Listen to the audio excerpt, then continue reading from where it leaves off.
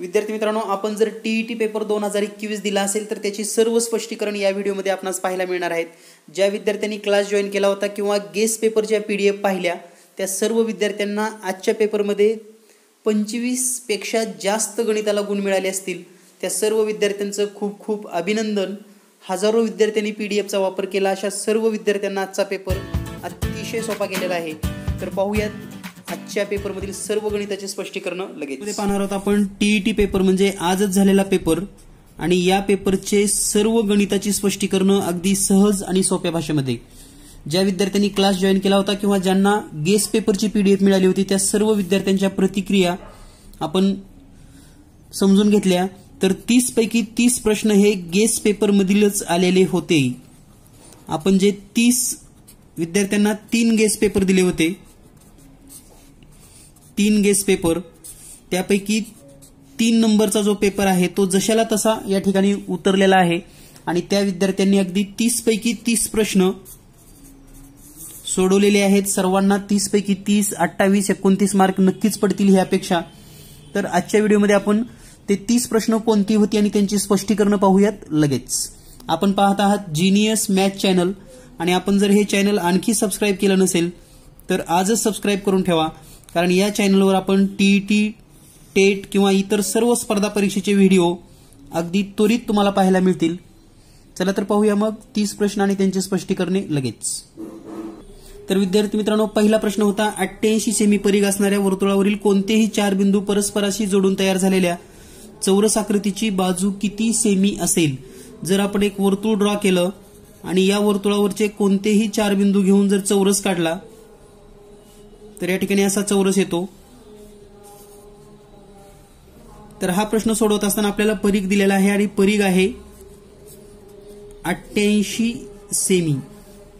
तर या परिघावरून 2 पाय आर किंवा डायरेक्ट पाय डी हे सूत्र वापरून, दोन्हीपैकी कोणतेही सूत्र वापरून एकतर आर शोधा किंवा डी शोधा।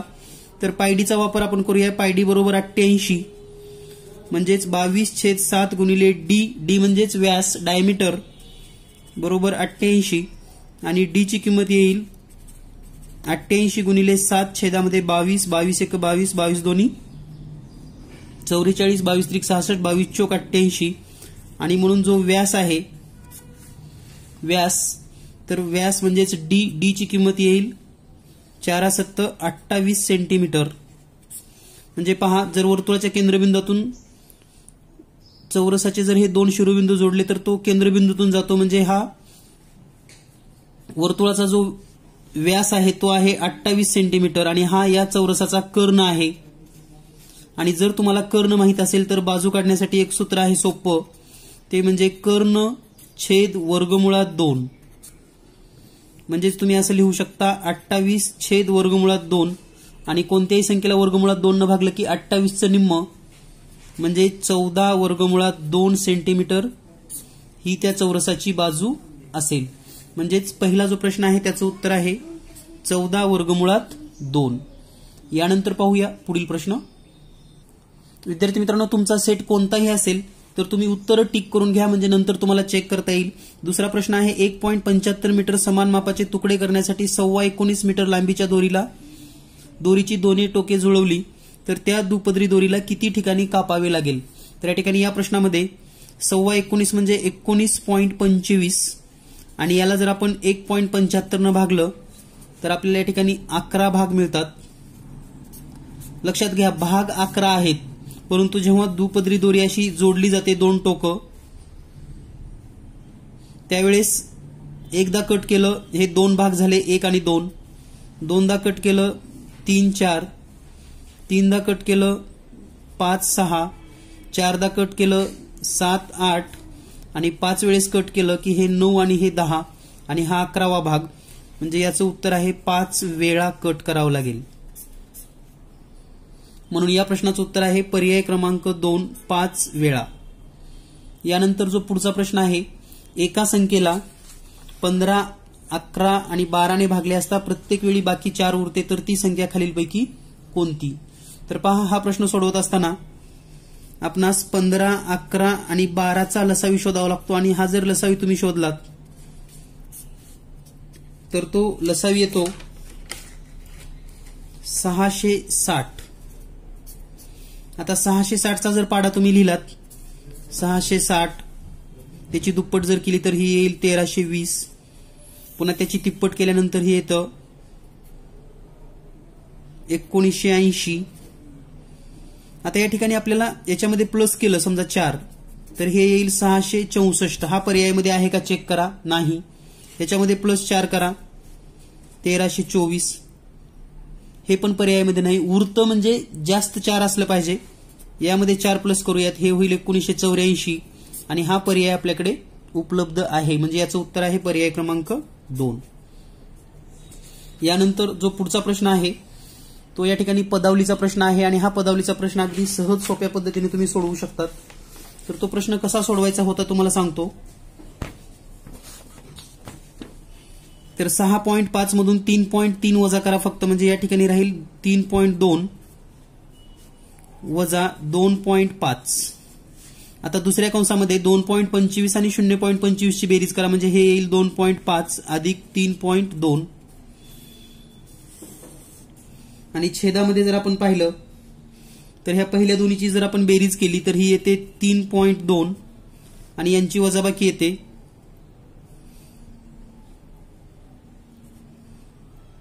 3.2 कंस बंद आणि दुसऱ्या कंसामध्ये येतं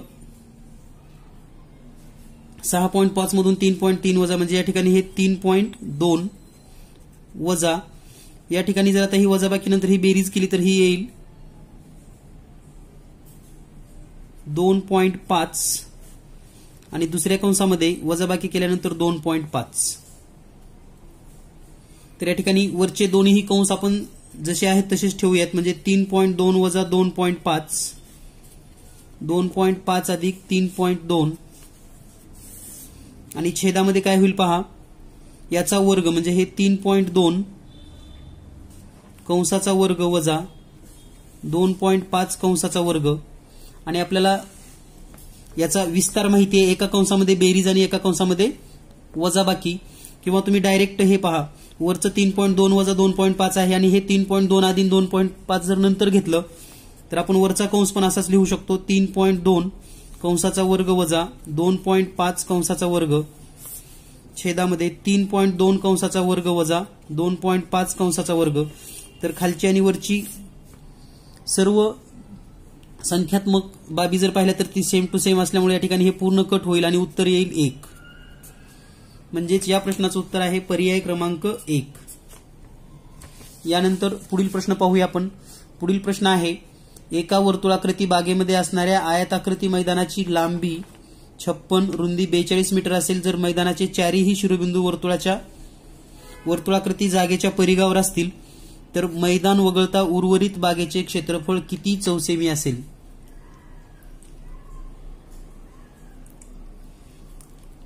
म्हणजे नेमकं प्रश्नाचा अर्थ जर आपण पाहिला तर एक आपल्याला वर्तुळ काढावं लागेल आणि या वर्तुळावर एक आयत आहे. हा आयत त्याची लांबी दिलेली आहे 56 रुंदी आहे 42 आणि याचा जर आपण कर्ण जोडला तर तो वर्तुळाचा व्यास होतो. आता आपल्याला पायथागोरसचं त्रिकूट माहिती आहे 42 56 आणि 70. म्हणजे हा जो व्यास आहे तो येतो 70. यावरून वर्तुळाची त्रिज्या तुम्हाला मिळते. तर वर्तुळाची त्रिज्या आहे 35 मीटर. आता या ठिकाणी आपल्याला काय करावं लागेल. सुरुवातीला वर्तुळाचं क्षेत्रफळ काढून घ्यावं लागेल आणि वर्तुळाचं जर क्षेत्रफळ काढलं आपण वर्तुळाचे क्षेत्रफळ तर सूत्र आहे पाय आर वर्ग म्हणजे 22/7 गुणिले 35 गुणिले 35. 7 1 7 7 5 35.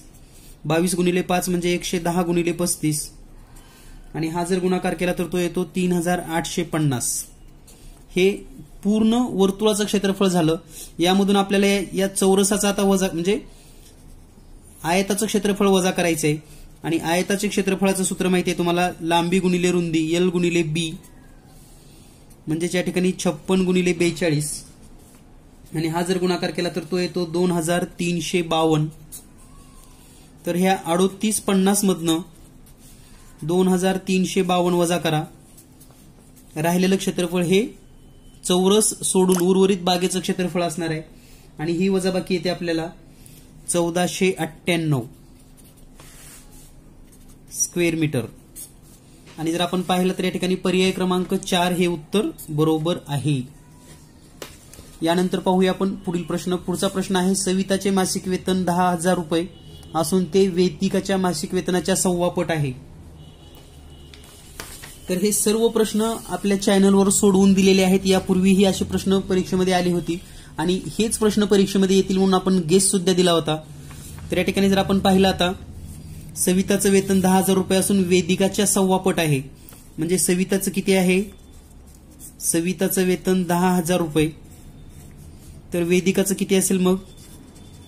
तर हे वेदिकाच्या 1.25 पट आहे म्हणजे वेदिका असेल 8,000 रुपये आणि 8,000चं 1.25 पट येतं 10,000 रुपये. तर या ठिकाणी जर आपण पाहिलं आता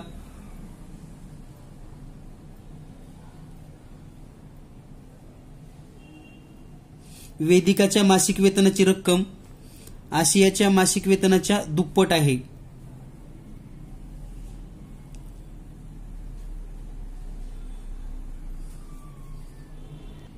तर या ठिकाणी पुढचं वाक्य आहे वेदिकाच्या मासिक वेतनाची रक्कम आशियाच्या मासिक वेतनाच्या दुप्पट आहे. म्हणजे वेदिका दुप्पट आहे म्हणजे आशिया किती असेल मग? आशिया त्याच्या निम्म म्हणजेच 4,000 रुपये. तर सविता आणि आसिया यांच्या मासिक वेतनातील फरक किती रुपये असेल? तर यांच्यातला फरक असेल 6,000 रुपये. म्हणजे या ठिकाणी या प्रश्नाचं उत्तर आहे पर्याय क्रमांक 1. यानंतर पुढचा प्रश्न आहे काही मुलांना प्रत्येकी 18 वह्या वाटायचे ठरले परंतु प्रत्यक्षात 24 वह्या वाटल्या तेव्हा 150 वह्या कमी पडल्या तर मुलांची संख्या किती असेल? तर पहा 18 आणि 24 यामध्ये कितीचा फरक आहे? तर 18 आणि 24 यामध्ये जर फरक पाहिला तर तो येतो 6चा. म्हणजे 6 वह्या जास्त वाटल्या तेव्हा 150 कमी पडल्या. म्हणजे 150ला जर आपण 6 ने भागलं तर उत्तर येतं 25. म्हणजेच विद्यार्थी संख्या असेल 25. पर्याय क्रमांक 4. यानंतर पुढचा प्रश्न शेजारील आकृतीत चौकोनाची संख्या किती आहे? यानंतर जो पुढचा प्रश्न आहे शेजारील आकृतीत चौकोनाची संख्या किती आहे? तर या ठिकाणी पहा जर आपण चौकोन मोजले तर या रेषेपासून या रेषेपर्यंत हा एक चौकोन, या रेषेपासून या रेषेपर्यंत हा 2 आणि या रेषेपासून या रेषेपर्यंत हे 3 चौकोन झालेले आहेत. त्यानंतर हा एक चौकोन, त्यानंतर इथून इथपर्यंत 1 आणि हा इथून इथपर्यंत 1 म्हणजे हे 3 आणि 3 6. त्यानंतर ही वरची रेषा आणि ही खालची रेषा इथपर्यंतचा हा 1 आणि हा सर्वात मोठा 1. आता बाणांची जर संख्या मोजली आपण 1 2 3 4 5 6 7 आणि हा एक मोठा, अशी या ठिकाणी 8 चौकोन आहेत. म्हणजेच पर्याय क्रमांक 2 हे उत्तर बरोबर आहे. यानंतर पुढचा प्रश्न पाहूया आपण. पुढचा प्रश्न आहे 56 वस्तू किती प्रकारे वाटता येतील? तर आता 56 वस्तू किती प्रकारे वाटता येतील हा जर प्रश्न आपणास सोडवायचा असेल तर 56 या संख्येला किती संख्येने भाग जातो हे आपल्या लक्षात येणं गरजेचं आहे. म्हणजे 56ला कोणत्या कोणत्या संख्येने भाग जातो तेवढ्या वेळेस आपल्याला वाटता येतो. तर या ठिकाणी पहा आता 56चा जर विचार केला आपण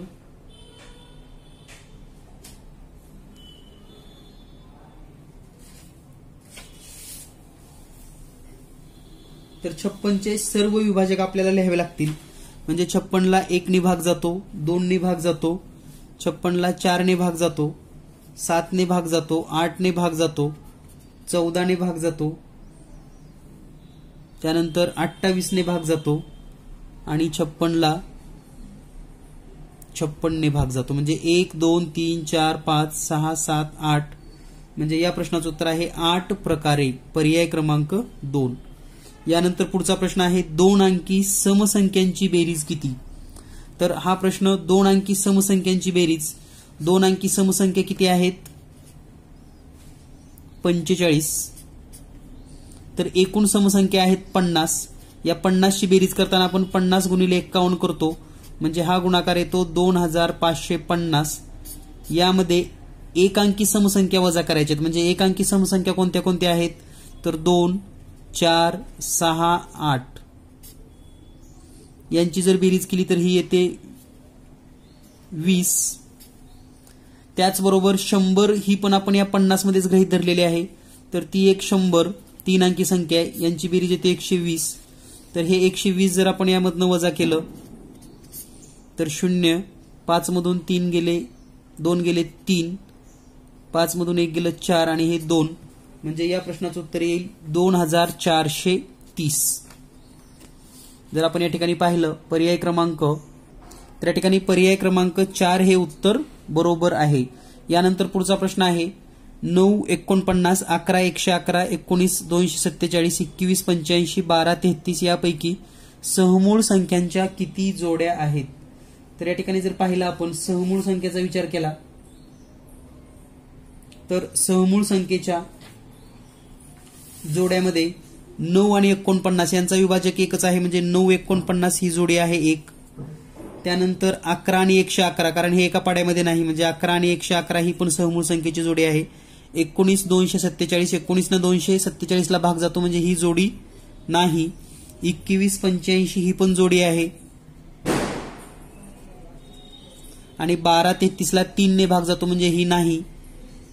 तर या ठिकाणी 1 2 आणि 3 अशा 3 जोड्या आहेत. पर्याय क्रमांक 3 हे उत्तर बरोबर आहे. यानंतर पुढील प्रश्न आहे एके वर्षी महाराष्ट्र दिन शुक्रवारी आहे तर त्याच वर्षी शिक्षक दिन कोणत्या वारी असेल?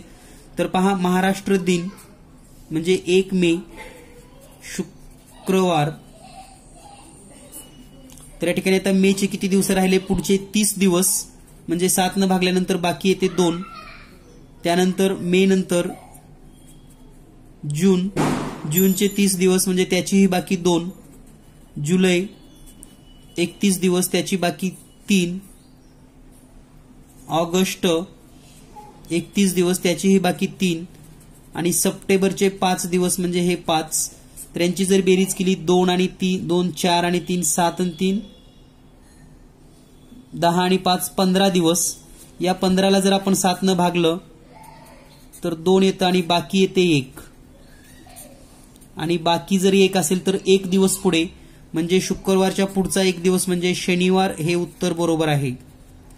म्हणजे या प्रश्नाचं उत्तर आहे पर्याय क्रमांक 4. यानंतर पुढचा प्रश्न आहे एक विशिष्ट रकमेच्या 7/18 पट रक्कम वेदला,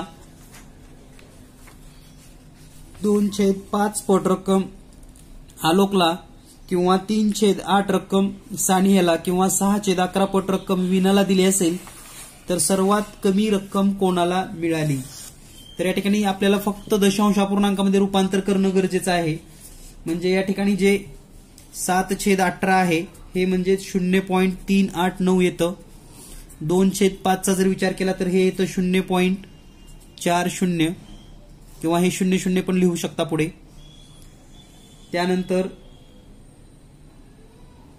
म्हणजे ही जी पहिली रक्कम आहे ही आहे वेद, दुसरी रक्कम आहे आलोक,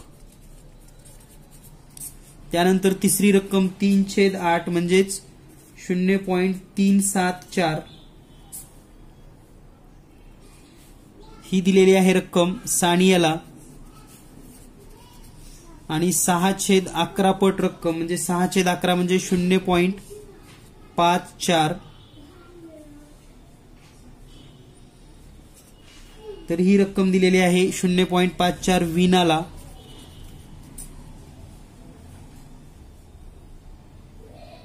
तर या ठिकाणी आता सर्वात कमी रक्कम पहा 0.389, 0.400, 0.374, 0.540.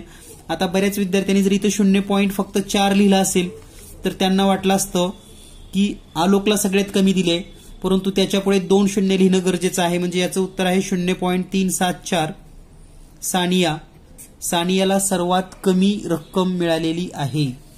यानंतर पुढचा प्रश्न, आयत हा टिंबटिंब असतो तर आयत हा समांतरभुज चौकोन असतो, काटकोन चौकोन असतो, समभुज चौकोन नसतो.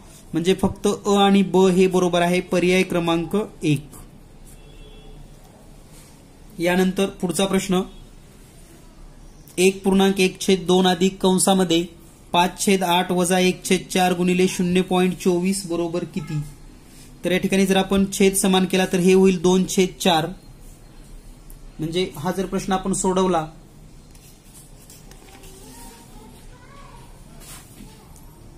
तर जो पहिला अपूर्णांक आहे तो पहिला अपूर्णांक आहे 1.1/2 त्याला तुम्ही डायरेक्ट साध्या पूर्णांकामध्ये पण लिहू शकता. म्हणजे जसं की 3/2 अधिक हे 5/8 वजा या अपूर्णांकाला 2 ने गुणूयात म्हणजे हे 2/8 होईल गुणिले 0.24. तर या ठिकाणी हे 3/2 अधिक यांची जर वजाबाकी केली तर हे येईल 3/8 गुणिले 0.24. 8 ने याला भाग देऊयात. 8 × 8 0 आणि याला जर आपण पुन्हा भाग दिला तर 8 × 3 = 24 आणि यांचा जर गुणाकार केला 3 गुणिले 0.3 तर हे समीकरण असं होईल 3/2 अधिक 0. या ठिकाणी 0.03 आलेला आहे आणि 0.03 आणि 3 जर गुणाकार केला तर 0.09 असा येणार आहे. आता हे जर आपण या ठिकाणी पाहिलं तर हे येईल 3/2 म्हणजेच 1.5 अधिक 0.09 यांची बेरीज येते 1.59. आता 1.59 जर असा पर्याय आपल्याला पर्यायामध्ये पाहिला तर पर्याय क्रमांक 2 उत्तर बरोबर आहे. यानंतर पाहूया आपण पुढील प्रश्न. पुढील प्रश्न आहे शेजारील घडणीवरून तयार होणाऱ्या इष्टिकाचित्ते आकाराच्या पेटीच्या ए च्या विरुद्ध पृष्ठावर कोणते अक्षर असेल. तर पहा ए आणि ए च्या विरुद्ध सी म्हणजेच पर्याय क्रमांक 3. यानंतर पुढचा प्रश्न 3 पेट्यामध्ये अनुक्रमे 216, 126, 162 वह्या आहेत. या पेट्यातील वह्यांचे समान वह्या असलेले गट्टे करायचे असल्यास प्रत्येक गट्ट्यात जास्तीत जास्त किती वह्या घ्याव्या लागतील. तर या ठिकाणी आपणास यांचा लसावी शोधणं गरजेचं आहे. म्हणजे आपल्याला लसावी मसावी 216, 126 आणि 162. तर या ठिकाणी पहा यांचा जर आपण लसावी पाहिला तर या सर्व संख्याला 18 ने भाग जातो. मोठ्यात मोठी 18 संख्या आहे, लसावी येतो 18. यानंतर 49.247 या संख्येतील उजवीकडील 4 ची स्थानिक किंमत डावीकडील 4 च्या स्थानिक किमतीच्या किती पट आहे. आता हा प्रश्न अतिशय सोपा होता. जर तुमचा गोंधळ झाला असेल तर एखाद्या वेळेस कदाचित प्लसचं मायनस इतकं साईन होऊ शकतं. तर हा प्रश्न सोडवत असताना नेमकं काय काळजी घ्यायची आहे पहा. या ठिकाणी आपल्याला पट कुणाची विचारले हे खूप महत्वाचं आहे. तर या ठिकाणी आपल्याला पट अशी विचारलेली आहे की उजवीकडील 4 ची स्थानिक किंमत डावीकडीलच्या किती पट आहे.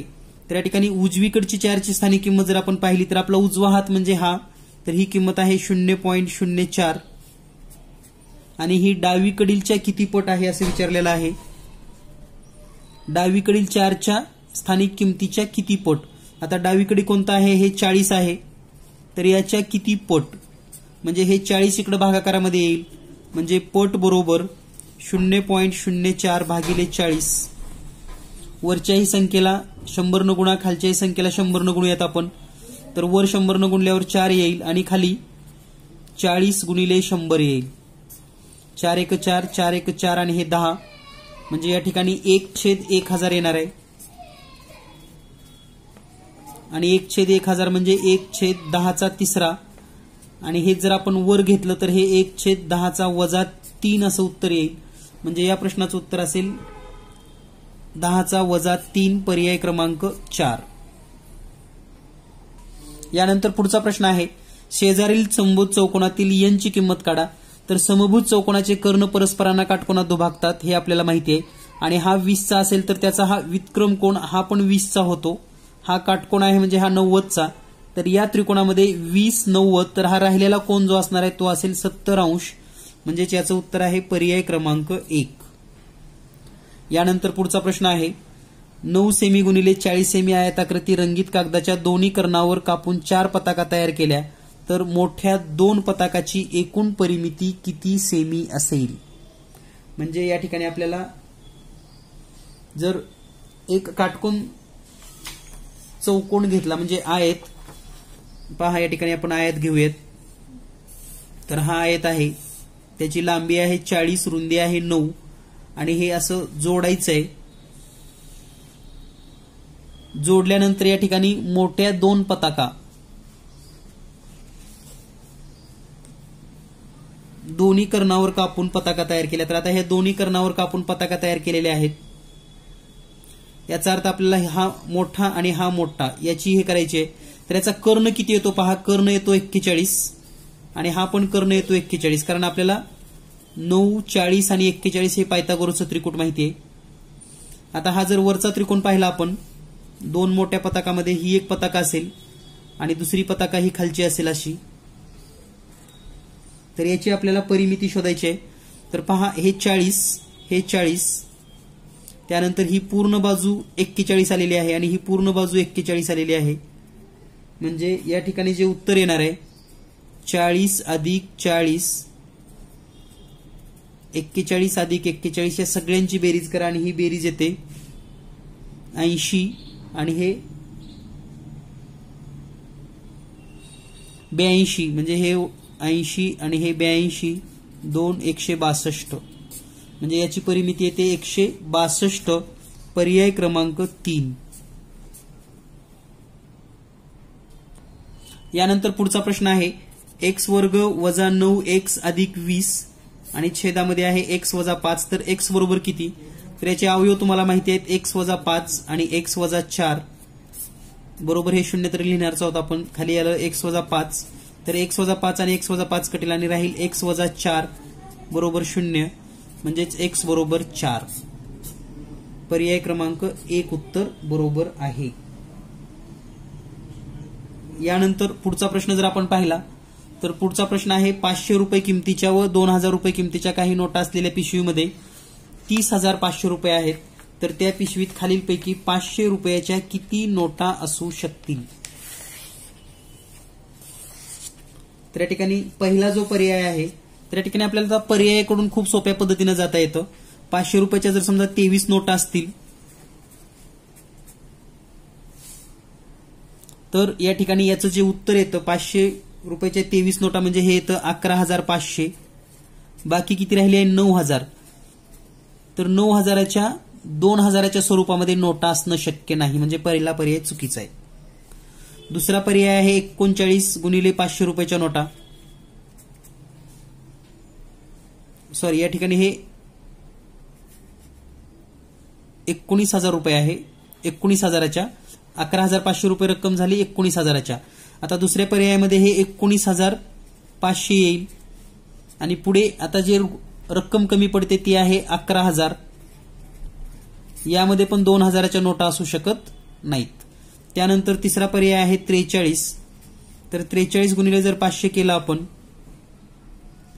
तर या ठिकाणी याची रक्कम येते 21,500 आणि याला 9,000 कमी पडतात, म्हणजे 2,000च्या नोटा हे पण असू शकत नाहीत. आता राहिला पर्याय शेवटचा 49. 49 गुणिले जर 500 केलं तर ही रक्कम येते 24,500.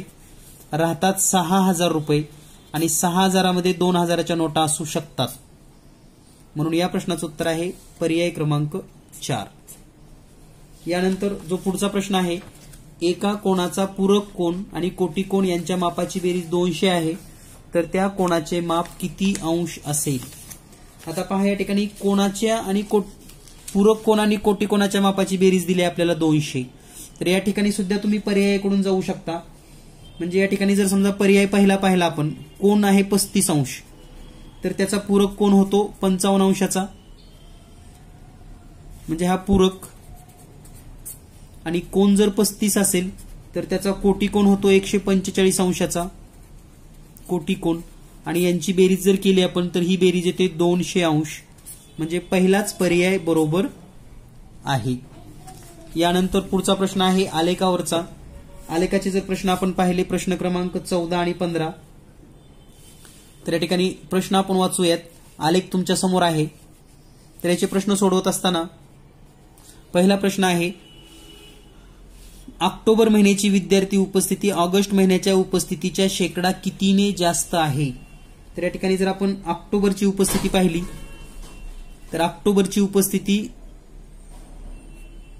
90 आहे आणि ऑगस्टची उपस्थिती आहे 80, म्हणजे 80ला 10 जास्त आहे. म्हणजे आपण असं लिहू शकतो 80ला 10 जास्त तर 100ला किती. आणि हे जर तुम्ही सोडवलं 100 गुणिले 10 छेदामध्ये 80, तर याचं उत्तर येतं 12.5%, पर्याय क्रमांक 3. यानंतर किती महिन्यात विद्यार्थ्याची शेकडा उपस्थिती 5 महिन्यातील शेकडा सरासरी उपस्थितीपेक्षा कमी आहे? आता या ठिकाणी जर आपण सरासरी काढली सर्वांची, तर पहा प्रत्येकाची उपस्थिती 60, 75, 80, 65 आणि 90 अशी आहे. या सर्वांची सरासरी येते 74. सरासरी किती येते? 74. आणि 74 सरासरी. आता 74 पेक्षा लहान किती आहेत पहा या ठिकाणी. हा 60 वाला एक आहे आणि हा 65 वाला एक, म्हणजे 2 लहान आहेत. म्हणजे पर्याय क्रमांक 2 उत्तर बरोबर आहे. यानंतर पुढचा प्रश्न, 10 या त्रिकोणी संख्येनंतर क्रमाने येणाऱ्या 8व्या त्रिकोणी संख्येचा पाया किती? तर या 10 त्रिकोणी संख्येचा पाया कसा काढायचा? तर 10 ची दुप्पट 20 आणि हा 20 कोणाचा गुणाकार आहे? ज्या 2 क्रमवार संख्या असतील तर त्या आहेत 4 गुणिले 5, म्हणजे 10चा पाया आहे 4. आणि आता आपल्याला 8व्या त्रिकोणी संख्येचा विचारलेला आहे, म्हणजे 8व्या त्रिकोणी संख्येचा जर पाया आपण शोधला या ठिकाणी,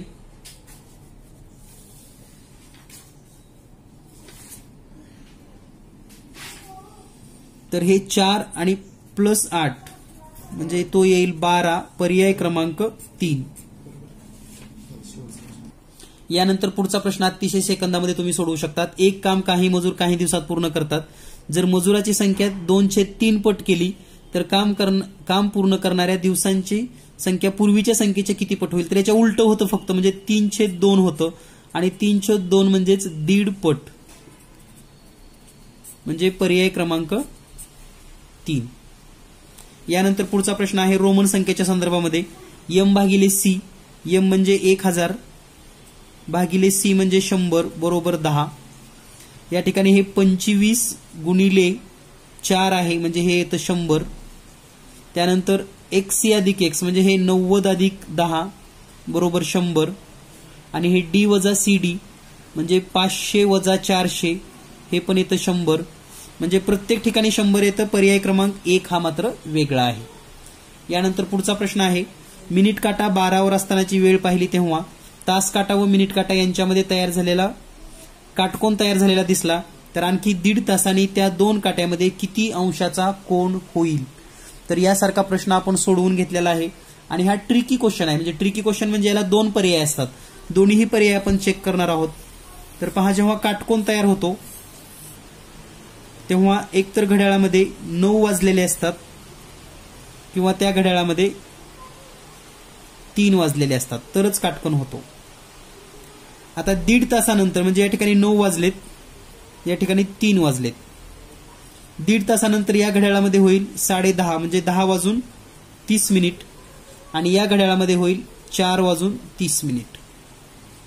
आता या ठिकाणी जर आपण आणखी 2 घड्याळ काढली, ज्यामध्ये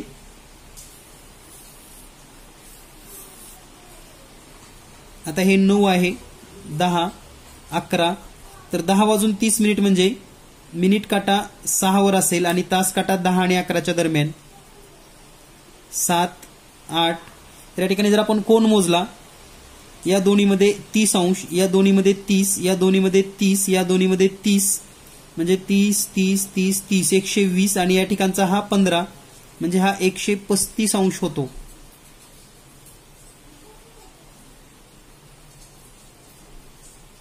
आता या घड्याळामध्ये पाहूया आपण, 4:30 वाजलेत म्हणजे हे 3, 4, 5 आणि 6. मिनिट काटा 6 वर आणि तास काटा 4 आणि 5च्या दरम्यान म्हणजे हे 30 आणि हे 15 म्हणजे 45 अंश. तर आपल्याकडे या ठिकाणी पर्याय उपलब्ध आहे 45 अंश, म्हणजे या प्रश्नाचं उत्तर आलेलं आहे पर्याय क्रमांक 2. आणि यानंतर 120 नंबरचा प्रश्न, खालील आकृतीमध्ये प्रश्नचिन्हाच्या जागी येणारी कोणती संख्या असेल? तर पहा, 15, 26, 35, 50, 63 प्रश्नचिन्ह आणि 99. तर या ठिकाणी पहिल्या ठिकाणी वर्ग -1 आहे, म्हणजे 4चा वर्ग वजा 1 आहे. दुसऱ्या ठिकाणी 5चा वर्ग अधिक 1 आहे. पुन्हा 6चा वर्ग वजा 1, 7चा वर्ग अधिक 1, 8चा वर्ग वजा 1. आता या ठिकाणी येईल 9चा वर्ग अधिक 1 म्हणजे 9चा वर्ग अधिक 1, 81 अधिक 1 म्हणजे 82. पर्याय क्रमांक 3 उत्तर बरोबर आहे. तर या पद्धतीने आपण सर्व 30 प्रश्न आणि त्यांची स्पष्टीकरण पाहिलेली आहेत आणि गेस्ट पेपरमधील जशाला तशी प्रश्न तुम्हाला आलेत. सर्व विद्यार्थ्यांनी, ज्या विद्यार्थ्यांनी क्लास जॉईन केला होता त्यांना तर अगदी 25 पेक्षा जास्तच मार्क म्हणजे या विषयाला मिळाले असतील आणि मिळणार आहेत. त्याबद्दल सर्वांचं अभिनंदन. त्याचबरोबर जर आपणास अभियोग्यता परीक्षेची तयारी करायची असेल किंवा आपण अभियोग्य 2022 मध्ये होणार आहे असं शासनाचं पत्र आहे, तर आपण अभियोग्यता गणित बुद्धिमत्तेचा क्लास जॉईन करू शकतात. आणि हा गणित बुद्धिमत्तेचा क्लास 1 डिसेंबर पासून सुरू होतोय. त्यामुळे आपला प्रवेश आपण आजच करून घ्या. ज्यांना टेटचा क्लास लावायचा आहे त्यांनी 8856 046 142 या नंबरवर व्हॉट्सअप करा. क्लासबद्दल तुम्हाला अधिक माहिती मिळेल. सर्वांना चांगल्या निकालासाठी आणि टीईटी पास होण्यासाठी खूप खूप शुभेच्छा. ज्यांना चांगला स्कोर आलाय त्यांचं खूप खूप अभिनंदन. धन्यवाद.